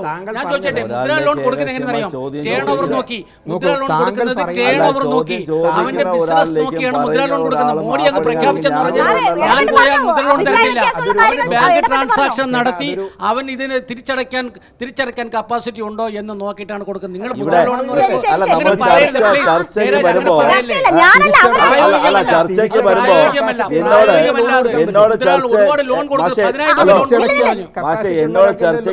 ചർച്ച ടോപ്പിക്ക് പറഞ്ഞത് അടിസ്ഥാന ജനവിഭാഗവും രാഷ്ട്രീയവുമാണ്. ഇവിടെ അടിസ്ഥാന ജനവിഭാഗത്തിന്റെ ബുദ്ധിമുട്ടും അവർ നാളെ ആർക്ക് വോട്ട് ചെയ്യും എന്ന് പറഞ്ഞപ്പോൾ ചർച്ച ചെയ്യുന്ന ചർച്ചയ്ക്ക് വന്നിട്ട് ഇവിടെ നമ്മൾ ചർച്ച ചെയ്ത സാധനങ്ങളുടെ പേര് പോയി. ഇവിടെ ഈ മോഡി ഗവൺമെൻറ് മുന്നോട്ട് വയ്ക്കുന്ന 10 വർഷം ഇദ്ദേഹം പറഞ്ഞ പഴയ ചരിത്രങ്ങളാണ്. നമുക്കിപ്പോൾ നാളെ രാവിലെ ഉണ്ണാൻ കഴിയുന്നത് എന്ത് എന്ന് ചിന്തിക്കുന്ന ജനസമൂഹത്തിലാണ്.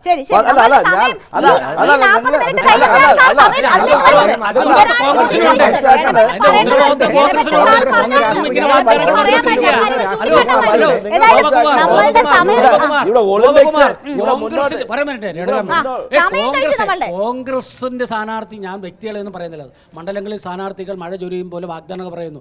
നിങ്ങൾ ഭരിച്ചപ്പോഴും 9 കേന്ദ്രമന്ത്രി ഉണ്ടായിരുന്നു. അല്ല, 9 കേന്ദ്രമന്ത്രി ഉണ്ടായിരുന്നു. കേരളത്തിലെ 9 കേന്ദ്രമന്ത്രിമാരുണ്ടായിരുന്നു. ഏക്കാനും ഉൾപ്പെടെ ക്യാബിനറ്റ് മന്ത്രിമാർ, KV തോമസ് ഉൾപ്പെടെ. നിങ്ങൾ എന്ത് സംഭാവന ചെയ്തു അതൊക്കെ ചോദിക്കണ്ടേ? അതും പറയണ്ടേ?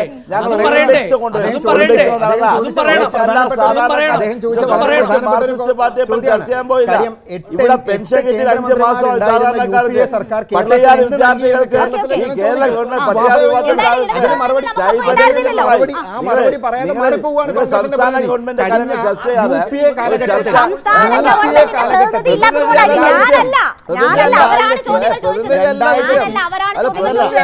നമ്മുടെ സമയം അവസാനിക്കുകയാണ്. പൊളിറ്റിക്കൽ ഗ്രാൻഡ് ഫിനാലെ ഇന്ന് നമ്മൾ ചർച്ച ചെയ്ത അടിസ്ഥാന വർഗത്തിന്റെ വോട്ട് ആർക്ക് എന്നതാണ്. അടിസ്ഥാന വർഗത്തിന്റെ വോട്ട് ആർക്ക് എന്ന് ചോദിക്കുമ്പോൾ തൊഴിലില്ലായ്മയും വിലക്കയറ്റവും ഉൾപ്പെടെ നിരവധി വിഷയങ്ങൾ അവർക്ക് ചൂണ്ടിക്കാണിക്കാനുണ്ട്. എന്തായാലും നമുക്ക് കാത്തിരിക്കാം ആർക്ക്, സാധാരണക്കാർ ആർക്കൊപ്പം എന്നതറിയാൻ നമുക്ക് കാത്തിരിക്കാം. ജൂൺ 4 വരെ. എല്ലാ പ്രേക്ഷകർക്കും നന്ദി. അതിഥികളായി പങ്കെടുത്ത എല്ലാവർക്കും നന്ദി. പൊളിറ്റിക്കൽ ഗ്രാൻഡ് ഫിനാലെ സമ്മേളനം ഇവിടെ പൂർണ്ണമാകുന്നു. നമസ്കാരം.